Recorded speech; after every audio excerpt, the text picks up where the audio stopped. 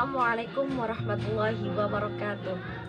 Di sini saya akan bermonolog tentang konsep dasar, langkah-langkah, serta tindak lanjut diagnostik kesulitan belajar. Konsep dasar diagnosis kesulitan belajar. Proses belajar mengajar merupakan ciri yang sangat umum dalam dunia pendidikan. Dalam prakteknya, tidak selalu berjalan sesuai yang direncanakan. Pasti ada masalah atau kendala yang menghambat dalam proses belajar mengajar.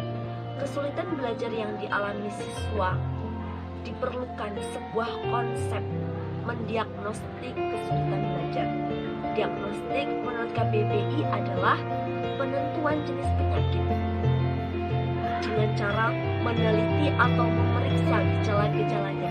Sedangkan kesulitan belajar itu didefinisikan sebagai rendahnya kepandaian yang dimiliki seseorang dibandingkan kemampuan yang seharusnya dicapai.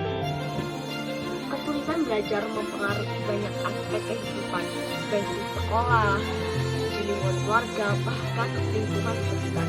Jadi, dapat disimpulkan bahwa diagnostik kesulitan belajar adalah proses menemukan masalah atau kendala peserta didik dalam belajar yang meliputi cara penyebabnya atau gejala-gejala baik hambatan atau kesulitan dalam belajar yang nampak pada peserta.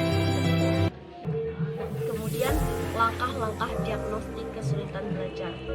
Dalam melakukan diagnostik kesulitan belajar, terdapat 3 langkah utama, yaitu yang pertama, mendiagnostik kesulitan belajar yang dialami oleh siswa dengan cara mengidentifikasi kasus dan melokalisasikan jenis dan sifat kesulitan belajar tersebut.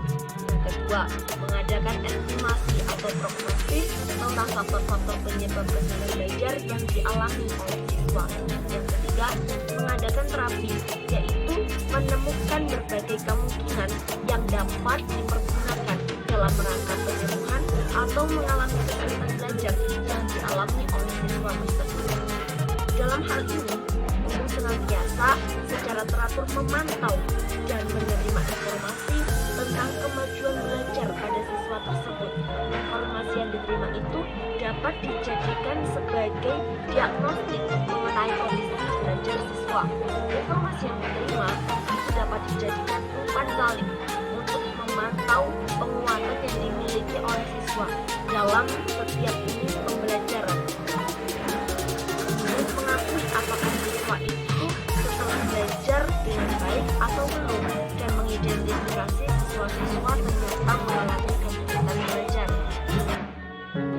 Tindak lanjut diagnosis kesulitan belajar. Tindak lanjut adalah kegiatan melakukan pengajaran remedial atau remedial teaching yang diperkirakan paling tepat dalam membantu murid yang mengalami kesulitan belajar. Kegiatan tindak lanjut ini dapat berupa yang pertama, melaksanakan bantuan berupa pengajaran remedial pada bidang studi tertentu pada guru tertentu yang dapat dibantu oleh guru pembimbing atau konselor dan pihak lain yang dianggap dapat menciptakan suasana belajar yang penuh dengan motivasi. Kemudian yang kedua, pembagian tugas dan peranan orang-orang tertentu, wali kelas dan guru pembimbing dalam memberikan bantuan kepada siswa yang mengalami kesulitan belajar. Kemudian yang ketiga, senantiasa mencek kemajuan yang dicapai murid, baik pemahaman mereka terhadap bantuan yang diberikan, kemudian mencek tepat guna atau tidaknya pengajaran remedial tersebut. Kemudian mentransfer murid yang diperkirakan tidak mungkin bisa ditolong di luar kemampuan atau wewenang guru atau konselor. Transfer kasus semacam ini dapat dilakukan oleh lembaga psikologi, psikolog yang diperkirakan dapat lebih tepat membantu murid yang mengalami kesulitan belajar. Setelah murid dapat bantuan, maka dapat dilakukan tindak lanjut, yaitu mentes hasil belajar murid dalam studi yang dianggap sulit. Kemudian melakukan wawancara dengan murid yang bersangkutan untuk mengetahui pendapat murid tentang kesulitannya. Kemudian wawancara dengan guru dan orang tua tentang perubahan yang telah terjadi pada murid tersebut. Kemudian menganalisa hasil belajar yang telah dicapai